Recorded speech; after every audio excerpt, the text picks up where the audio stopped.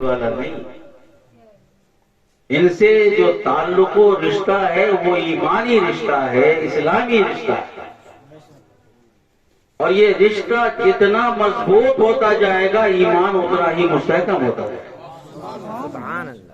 مولا کائنات نے فرمایا ادبوا اولادکم علی ثلاث خصال تلاوت القرآن وحب نبیہ وحب اہل بیت۔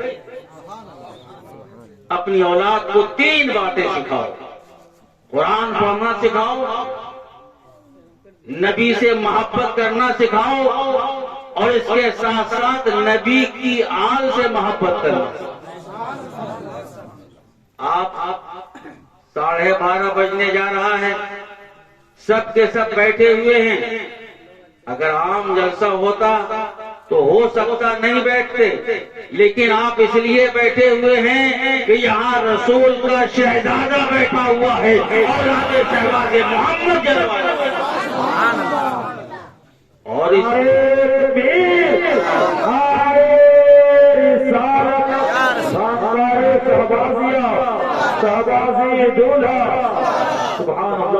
اس لیے آپ بڑے خوش نصیب ہیں، اور ایسی محفلیں تو کسی بھی مقام پہ ہو، کسی بھی جگہ پر ہو، یہ وہ محفل ہے جہاں رحمتوں کا نزول ہو رہا ہے۔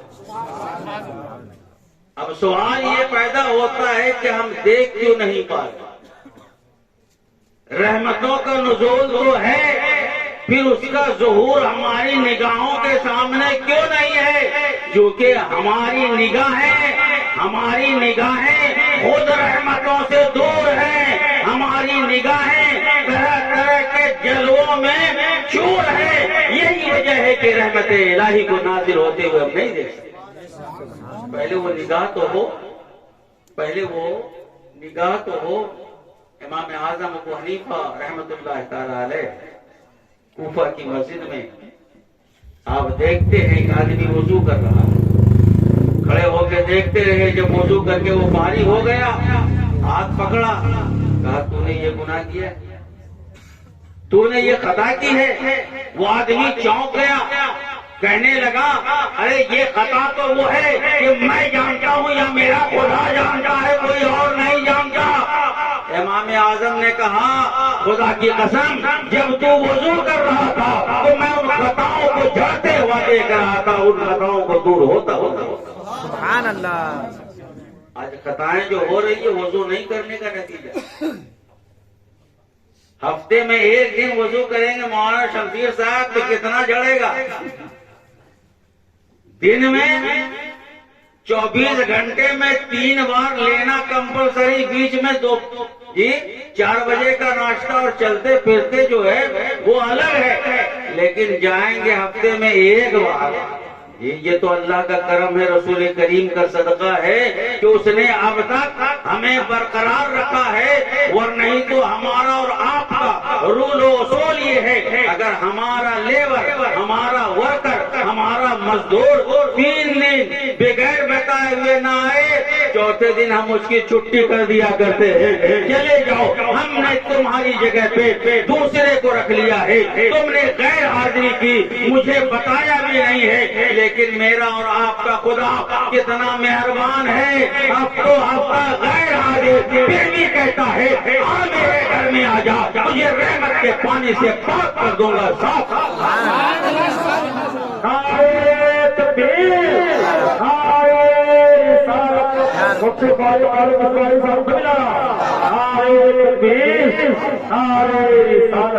رحمتوں کو نازل ہوتے ہوئے ہماری نگاہیں اگر سے دیکھ نہیں پاتی، لیکن آج مخدوم شہباز محمد کے کرم سے ان کی اولاد کی موجودگی میں فاروق عالم اشرفی محسوس ضرور کرائے گا۔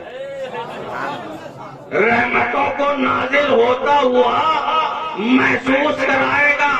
اور اس کو سمجھنے کے لیے ذرا ایک بات سمجھیے، جو حقیقت کہ ہمارے اور سماج میں اگر ایک آدمی بھی کہیں رہتا ہے اکیلا تو اس کا دماغ کام کرتے رہتا ہے، دوسرے کو کیسے ٹھکانے لگانا، اور اگر 2 ہو گیا تو تیسرے کی خیر نہیں، ارے وہ ایسا ہے، وہ ایسا ہے، وہ ایسا ہے۔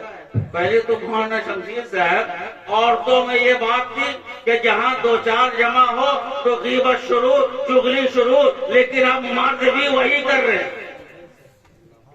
بھائی جیسے دو آدمی جمع ہے، فلانا تو ایسا، فلانا تو ایسا، تیسرا آیا اور چوتھا آیا اور، جیسے جیسے لوگ بڑھتے جا رہے ہیں گناہ کا دائرہ بھی بڑھتا جا رہا ہے، خطا کا دائرہ بھی بڑھتا جا رہا ہے. لیکن الحمدللہ اس وقت میں بعد نماز عشاء سے لے کر اتنے لوگ موجود ہیں، اتنے لوگ بیٹھے ہیں، نہ کوئی غیبت کر رہا ہے، نہ کوئی چغلی کر رہا ہے، نہ کوئی گالی بک رہا ہے، نہ کوئی کسی کی شکایت کر رہا ہے. ارے یہ رحمتوں کا نزول نہیں تو اور کیا ہے کہ ایسے ماحول میں بھی آپ گالی بکنے سے محفوظ ہو، چغلی کرنے سے. یہ رحمتوں کا نزول ہے. یہ اتنے لوگ ہیں، کوئی نہیں بول رہا ہے، اور اگر بول رہا ہے تو اپنی بولی نہیں بول رہا ہے، نبی کی بولی بول رہا ہے، یا علی کی بولی بول رہا ہے، یا علی والوں کی بولی. کوئی سبحان اللہ کہہ رہا ہے، کوئی ماشاء اللہ کہہ رہا ہے، کوئی الحمدللہ کہہ رہا ہے. ارے ہاں ہاں، یہ بولی وہ ہے، اسے بولو تو یہاں بھی بیڑا پار ہو جائے، وہاں بھی بیڑا پار. سبحان اللہ. تو آج آپ بڑے خوش نصیب ہو، رحمتوں کے چھاؤں میں بھی ہو اور امان میں بھی ہو. اس میں امان میں یہ آقا کریم صلی اللہ علیہ وسلم کی حدیث ہے، النجوم امان لأہل السماء وأہل بیتی امان لأہل الارض. کہ ستارے آسمان والوں کے لیے امان. نبی کیا فرما رہے ہیں؟ ستارے آسمان والوں کے لیے امان، اور میری اولاد زمین والوں کے لیے امان. اے دنیا کے رہنے والوں، تم بڑے مبارک ہو. یا علی کا بیٹا مخدوم شہباز محمد کا شہزادہ تمہاری اس آبادی میں جلوہ کر، تمہاری اس آبادی میں جلوہ کر. یقیناً میں نے سوچا تھا کہ بہت دنوں کے بعد اس طرف حاضری ہوئی، بولوں گا جم کے جی، لیکن ایسے حالات میں ملاقات ہو رہی ہے کہ پہلے ہی سے 12 بج گیا گھڑی کا. ویسے ہم لوگ نہ 12 سے ڈرتے نہ 11 سے. ہم لوگ نہ 11 سے ڈرتے ہیں نہ 12 سے، کیونکہ 11ویں بھی ہماری ہی قسمت میں، 12ویں بھی ہمارے مقدر. جی ہم 11ویں والے بھی، 12ویں والے بھی، ارے چھٹی بھی ہمارے ہی نصیب میں، اور مخدوم شہباز محمد کی 16ویں بھی ہماری. مخدوم شہباز محمد کی آپ کا عرس 16 صفر المظفر کو ہوتا ہے. جی 16 صفر کو ہوتا، اور صفر کا مہینہ کون سا ہوتا ہے جانتے ہیں نا؟ محرم کے بعد والا جو ہے، اس کو تو لوگ یاد رکھتے ہوں گے نا جی. تو الحمدللہ میں تھوڑی دیر کے لیے آپ کے سامنے آیا ہوں. میں نہیں چاہتا ہوں کہ حضرت کے درمیان حائل ہوں، ہے نا. آپ کے روبرو حضرت کو بہت جلد میں کروں گا، لیکن کچھ تو کہنا ہے مجھے اپنی زبان. ہم یقیناً اس دنیا میں آئے، اور یہ بھی یقین ہے کہ رہیں گے نہیں. یہ بھی یقین ہے کہ اس دنیا میں رہیں گے نہیں. رب نے ہماری موت و حیات کا فلسفہ آزمائش اور امتحان ہے. الذی خلق الموت والحیات لیبلوکم، اس نے موت و حیات کو پیدا کیا تاکہ تم کو جانچے کہ تم میں کون عمل کے اعتبار سے اچھا ہے. یہاں پر ایک بات ٹھہر کے کہنا چاہوں گا. لوگوں نے عمل کا مطلب صرف نماز سمجھا، عمل کا مطلب روزہ سمجھا. اللہ نماز کے بارے میں پوچھے گا، اللہ روزے کے بارے میں پوچھے گا، اللہ حج کے بارے میں پوچھے گا، اللہ زکات دیا کہ نہیں دیا اس کے بارے میں پوچھے گا۔ ہاں ٹھیک ہے، ان سب کے بارے میں تو پوچھے گا ہی، لیکن بات ایسی نہیں ہے جو ہم سوچ رہے ہیں عبادت کے بارے میں پوچھے گا صرف، ارے نہیں، وہ عبادت کے بارے میں بھی پوچھے گا، معاملات کے بارے میں بھی پوچھے گا، اپنے حقوق کے بارے میں بھی پوچھے گا، بندوں کے حقوق کے بارے میں، ہماری خدا کے بارے میں پوچھے گا۔ ہم جس نبی کے ماننے والے ہیں، جس نبی سے محبت کے دعویٰ کرنے والے ہیں، جس نبی پر اپنی جان چھڑکنے کی بات کرنے والے ہیں، جس نبی کے بارے میں ہم یہ کہنے والے ہیں جو جان مانگو تو جان دے دیں، جو مال مانگو تو مال دے دیں، مگر نہ ہوگا ہم سے کہ نبی کا جاہو جلال دے دیں، اس نبی کے ماننے والے ہیں۔ ارے ہاں، ایمان والوں کا یہی تیور ہونا چاہیے، ایمان والوں کا یہی شیوا ہونا چاہیے۔ لیکن آؤ میرے پیارے، اسی عظیم رسول کا ایک فرمان میں آپ کو سناتا ہوں۔ میرے نبی نے فرمایا، نکاح کو اتنا آسان کر دو کہ زنا مشکل ہو جائے۔ سبحان اللہ۔ نکاح کو اتنا آسان کر دو کہ زنا مشکل ہو جائے۔ آج نکاح کو کتنا مشکل کر دیا گیا، آج نکاح کو کتنا مشکل کر دیا گیا۔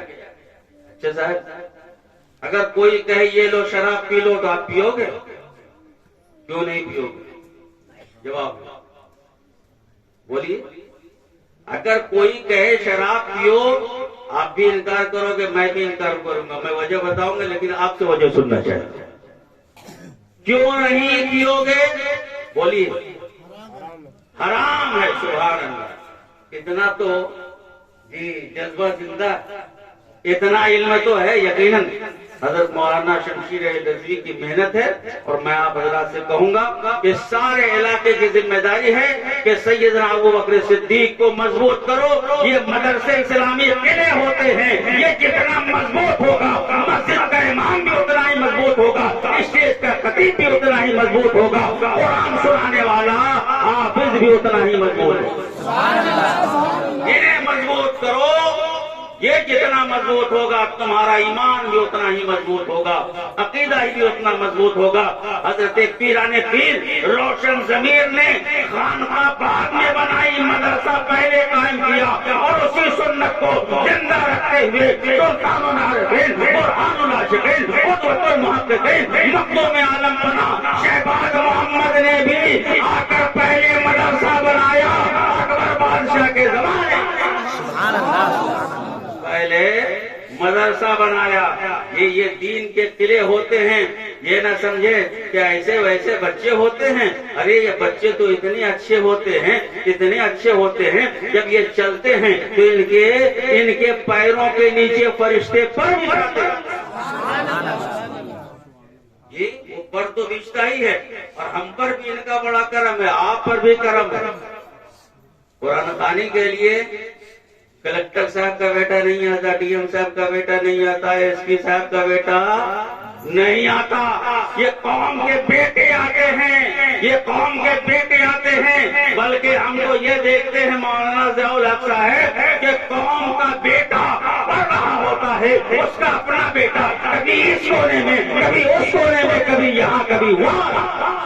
ان قوم کے بیٹوں کو ہزاروں سلام، ہزاروں سلام۔ ان کی ضرورت ہر دور میں رہی ہے اور ہر دور میں رہے گی، ہر دور میں رہے گی۔ انہیں مضبوط کیجئے، ان سے سچی محبت کیجئے۔ جو ان سے محبت کرے گا انشاءاللہ اس کی بھی بخشش ہو جائے گی قیامت۔ سبحان اللہ۔ وہ ان سے محبت کرے گا۔ بہرحال بات لمبی ہو جائے گی، تو آپ نے کہا میں شراب اس لیے نہیں پیوں گا کیونکہ وہ حرام ہے۔ پھر میں ایک دوسرا سوال کرتا ہوں، سب بولیں گے جہیز لینا حلال ہے کہ حرام؟ اس بار تو پوری آواز سننا چاہتا ہوں، جیسے نعرہ لگاتے ہیں پوری آواز سننا چاہتا ہوں۔ بولیے، پھر سے میں پوچھتا ہوں، جہیز لینا حلال ہے کہ حرام؟ حرام ہے۔ کیا ہے؟ حرام۔ شراب حرام تو شراب کی طرف تاکنا نہیں، جھانکنا نہیں، ہاتھ لگانا نہیں، نہیں، پھر جہیز کا رواج ہمارے معاشرے میں کیوں؟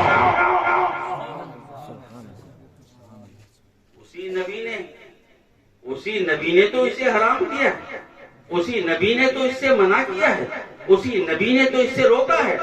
لوگ کہتے ہیں بیٹیوں کو لوگ بوجھ سمجھتے ہیں، میں کہتا تم غلط کہتے ہو، بوجھ اس لیے نہیں سمجھتے وہ بیٹی ہے، ارے بیٹی سے تو آج بھی اتنی محبت ہوتی ہے خدا کی قسم کہ بیٹوں سے نہیں ہوتی ہے، اسے بوجھ تم نے بنایا ہے، لالچی ماں باپ نے جہیز کا مطالبہ کر کے بیٹی کے باپ کو تم نے مجبور کر دیا ہے کہ وہ حسین و مقدس بیٹی کو جو جنت میں لے جانے کا ذریعہ ہے اسے بوجھ تصور کرنے لگا، سبحان اللہ، اسے بوجھ تصور کرنے لگا ہے۔ میں پوچھنا چاہتا ہوں آخر یہ برائی کیسے ختم ہوگی؟ ہم سے ایک جگہ کہا حضرت کہ آپ مفتی صاحب جہیز کے خلاف بولیے، میں نے کہا میں تو مخدوم شہباز محمد کے در کا خادم ہوں، میری بات چھوڑیے، میری تو بات ہی الگ ہے۔ کوئی ایک عالم ہے جس نے کہا ہو جہیز لینا جائز ہے؟ کوئی ایک مسجد کا امام بھی لاؤ جس نے کہا ہو جہیز لیا کرو ڈیمانڈ کر کے؟ کہا نہیں، تو کہا اسے ہم نہیں روک سکتے، آپ روک سکتے ہیں، ہماری گائیڈ لائن ہوگی، ہماری رہبری ہوگی، عمل تمہارا ہوگا۔ کیسے عمل کریں؟ تو میں نے وہ راستہ بھی مخدوم شہباز محمد کے اولاد کے کرم سے بتایا، میں نے کہا اس کا راستہ یہ ہے اگر ہماری تمہاری آبادی کا کوئی باپ کہیں جا کر ڈیمانڈ کرتا ہے کہ اتنا دوں گا، بائیکاٹ کرو اسے۔ جو حرام کام اعلان کرتا ہے فاروق عالم اشرفی بڑی ذمہ داری کے ساتھ کہتا ہے اس کا شرعی بائیکاٹ کر سکتے۔ ارے جب تم شریعت کے نہیں تو ہم تمہارے کائے، جب تم شریعت کی پاسداری نہیں کرتے ہو تو ہم تمہارا کیا لحاظ کریں گے؟ تو میں نے ان سے کہا کہ ایسا ہے جو مطالبہ کرتا بائیکاٹ کیجئے، کہ بارات میں نہیں جائیں گے، باپ بیٹا جاؤ، بلوا کا دام جتنا ناگا لگا، ہم نہیں جائیں گے تمہاری بارات میں۔ اور اگر کوئی لالچی باپ آتا ہے تمہاری آبادی میں، سب مل کے کہو ہم اپنی آبادی سے کہیں باہر لڑکی کو نہیں جانے دیں گے، ہم مفت میں کریں گے، میرا بیٹا ان کی بیٹی، ان کی بیٹی میرا بیٹا ہوگا، ہم یہی جنت نشان محلہ بنائیں گے، ہم یہی جنت نشان محلہ بنائیں گے۔ جی میں عرض کرنا چاہتا ہوں کہ حضرت انقلاب لانے کے لیے تھوڑی سی قربانی دینی پڑتی ہے۔ انقلاب کوئی کہتا ہے ارے ہم سے بھی تو لیا گیا تو صاحب کو اگر کتا کاٹ لے تو کتے کو کاٹا جائے گا کیا؟ کہ حضرت سے جا کے کھیلا پڑوائیں گے یا انجیکشن جا کے لیں گے؟ کتا کاٹ لے تو کتے کو تھوڑی کاٹا جائے گا، کمال کی بات کرتے ہو پیارے۔ وہ بھی تو ہم کو بھی دینا پڑتا ہے، جی ہم کو دینا پڑتا ہے، تو آپ کو دینا پڑا تو آپ کو لینا تھوڑی جائز ہو جائے گا۔ درود پاک پڑھیں، اللہم صلی علی سیدنا مولانا محمد وعلی آلہ واصحابہ بارک وسلم، صلاۃ و سلام دائما علیک یا رسول اللہ صلی اللہ تعالی علیہ وسلم۔ آج کتنی قوم کی بیٹیاں ہیں جو قسم کرسی کے عالم میں زندگی گزار رہی ہیں، ان کی آہیں، ان کی سسکیاں، اور ساتھ ہی ساتھ ان کے ماں باپ کی بے چینی و بے قراری۔ ایک بیٹی کی شادی میں کئی کھیت بیچنا پڑ جا رہا ہے۔ جی میرے پیارے، ان ساری چیزوں کو معاشرے سے نکال کے دور پھینکو۔ کبھی تو یہ بھی پورے گاؤں کو کھلانا ہوگا، یہ کہاں کا مسئلہ ہے صاحب؟ ارے جس کو اللہ نے جتنی وسعت دی ہے، کہیں کا رواج ہو تو مجھے اس کی پرواہ نہیں، لیکن بات سچ ہے کہ جس کو جتنی وسعت ہے کہا کہ نہیں وہ کھایا تو کھلانا پڑے گا، یہ کہاں کی بات ہے؟ تم کہتے ہو ہم غوث اعظم کے ماننے والے، تم کہتے ہو ہم خواجہ خواجگاہ کے ماننے والے ہیں، تم کہتے ہو امام احمد رضا کے ہم پیروکار ہیں، ان کی تقلید کرنے والے، بے شک نام لون کا لیتے ہو، کام انہی کا کرو، طریقہ انہی کا اپناؤ، یہاں بھی تمہاری زندگی اچھی ہوگی، قبر میں بھی تمہاری زندگی اچھی ہوگی، قبر میں بھی تمہاری زندگی اچھی ہوگی۔ جی اس لعنت کو اپنے سماج سے نکال پھینکنے کی کوشش کرو۔ میں وعدہ تو نہیں کرواؤں گا کہ کھڑے ہو کر کے باپ وعدہ کریں کہ ہم اپنے بیٹے کو نہیں کریں گے، لیکن میں آپ کے دل سے کہنا ضرور چاہتا ہوں کہ فاروق عالم اشرفی غلامی اہل بیت آپ سے ان کے شہزادوں کی ان کے شہزادے کی موجودگی میں یہ کہنا چاہتا ہے کہ آج عہد کر لو، ارے تھوڑی سی تکلیف ضرور ہوگی لیکن جنت میں اللہ کی نعمتیں تمہارا ویلکم کریں گی، تمہارا استقبال سبحان اللہ تمہارا ویلکم، تمہارا استقبال کریں گے۔ اس لیے خدا کے واسطے اس جاری قدم اٹھائیے جی۔ اور ساتھ ہی ساتھ جی اگر کسی کا باپ ضد کرے، بعض وقت ہوتا ہے ماں باپ ضد کرتے ہیں کہ نہیں لینا ہے تو بیٹو ماں باپ کی اطاعت فرض ہے، لیکن کہاں جہاں اللہ اور اس کے رسول کی نافرمانی نہ ہو، اگر کسی کا باپ کہتا ہے ہم پیسہ لیں گے، بیٹا کہے نہیں لیں گے، تو نافرمانی بھی نہیں ہوگی، بیٹا کو ثواب بھی ملے گا۔ سبحان اللہ باپ کی بات کا انکار کرنے پر بیٹا کو ثواب ملے گا، جی ایسا بھی ہوتا ہے۔ اس لیے ان چیزوں کو دور کرو پیارے۔ اللہ ہر چیز کے بارے میں پوچھے، خالی نماز نہیں، ہم سے پوچھے گا تم نے کس طرح سے زندگی گزاری ہے، کس کا حق تم نے ادا کیا ہے، کس کی حقماری تم نے کی ہے، کس کے اوپر تم نے ظلم و ستم کیا ہے، کس کو تم نے ستایا ہے۔ اس لیے اس سے دور کرنے کی کوشش کریں۔ بیٹی خدا کی قسم آج بھی بڑی مقدس ہے، بڑی محبتی ہوتی ہیں۔ ارے بیٹا جب تک ہے، جب بہو آ گئی تو بس کہیے کیا، ٹھیک ہے بہو کا بھی مقام ہے، اس کو بھی دینا ہے لینا ہے سب کچھ ہے، لیکن اس کے باوجود ماں باپ کو فراموش نہیں کرنا۔ لیکن ہزاروں سلام وہ بیٹیوں پر، وہ دوسرے کے گھر چلی جاتی ہے، باپ نے ہاتھ پکڑ کے دے دیا کہ جاؤ بیٹی تمہاری عزت وہاں ہے، بغیر کچھ کہے ہوئے روتی ہوئی بیٹی چلی جاتی ہے۔ لیکن دنیا ایسے منظر کو بار بار دیکھتی ہے کہ کوئی ناہنجار بیٹا اپنے باپ کا ہاتھ پکڑ کر اسے گھر سے باہر کرتا ہوا نظر آتا ہے۔ آخر یہ کیا ہے میرے پیارے؟ کسی دوسرے معاشرے میں تو کوئی بات ہے، جس کے پاس قرآن ہو، جس کے پاس دین ہو، جس کے پاس شریعت ہو، جس کے پاس اسلام ہو، غوث جس کے دامن میں خواجہ، جس کے دامن میں کتب، جس کے دامن میں نہنگ، جس کے دامن میں ملنگ، جس کے دامن میں پیرانے پیر اور پیروں کا دامن جس کے ہاتھ میں ہو، اگر یہ سب کرتا ہے تو اچھا نہیں لگتا۔